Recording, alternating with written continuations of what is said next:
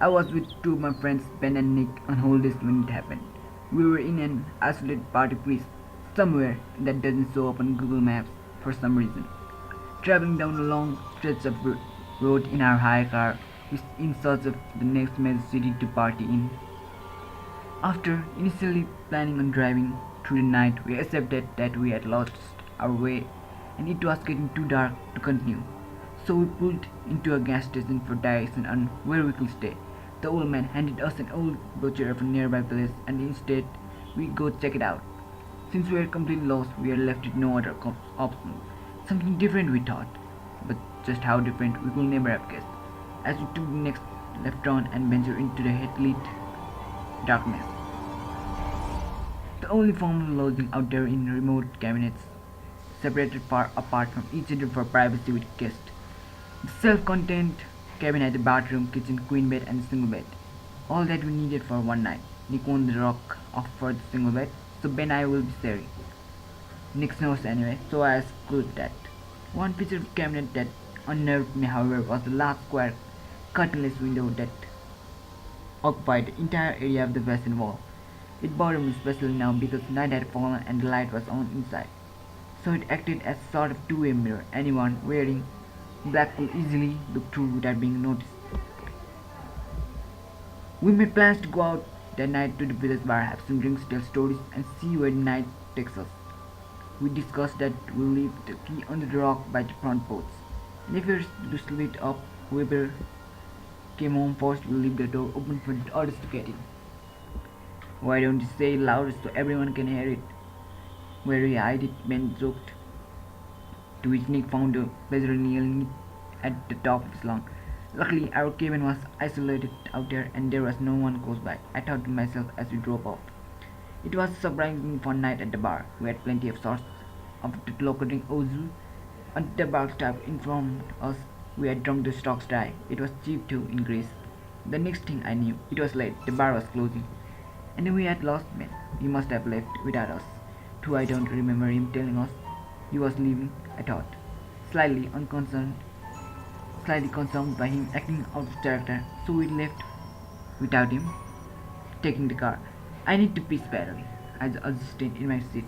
As the car headlights momentarily lit up the cabin and we turned into the driveway to the sound of gravel coursing on the tires.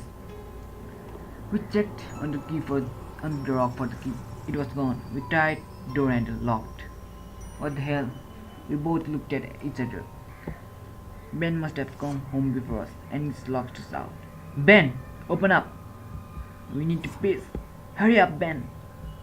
We banged on the door. I heard stumbling inside, like someone literally flooring awkwardly on all fours out of bed. Damn, you must be drunk. I can't hold this piss in anymore, I said, as Nick and I went to separate sides of the cabin to urinate as Ben finally opened the door.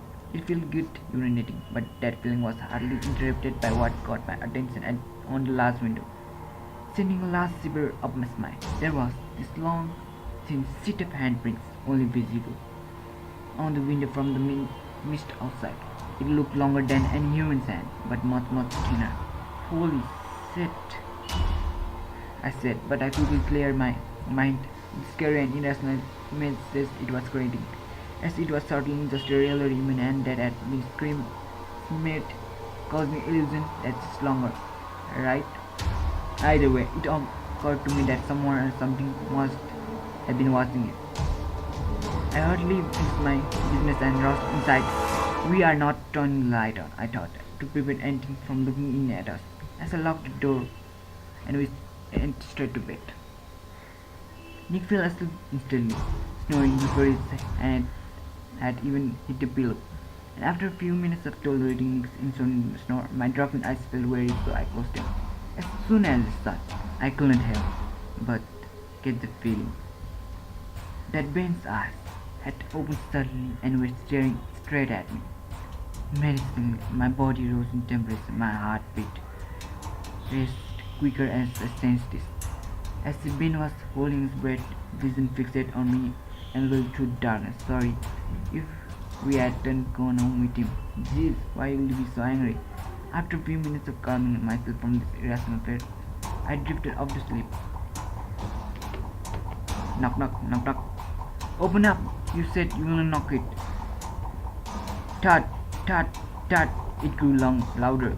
Open the door. It's fucking cold out there. This was the single scariest moment of my entire life, and the most paralyzing sensation swept over my entire body. It was pain at the door. Suddenly, there was movement in the seats next to me, something stirring. I got up faster than I have ever in my life and ran to the door. Nick had awakened and come to the same horrific realization as soon as me, right behind me, kicking the door open and peeling outside to the car. Not once did we look back. I started the car and beckoned Ben to follow, but he didn't know what had happened. Still facing into the room, he turned the light to see inside. This was a true story, it really did happen. You can ask Nick if you don't believe me, but I won't ask Ben. He doesn't say much anymore after the incident, and whenever questioned about what he saw that night, his face turns pale and expressionless. He will eventually start near his curtain.